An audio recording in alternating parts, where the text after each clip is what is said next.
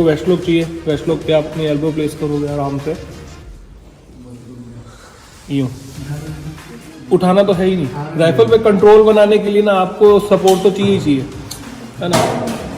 Then चिक placement, और ये वेयर साइड है ये वाली, यहाँ पे अगर आप ध्यान से देखोगे ना, इसके बिल्कुल यहाँ पे एक छोटा सा हाँ है ना, ये फिजिक्स के पैरामीटर का पहला रूल यहीं से शुरू हो। अब यहाँ चिक प्लेस करो, बिल्कुल आपकी रेटिना इस पे आनी चाहिए।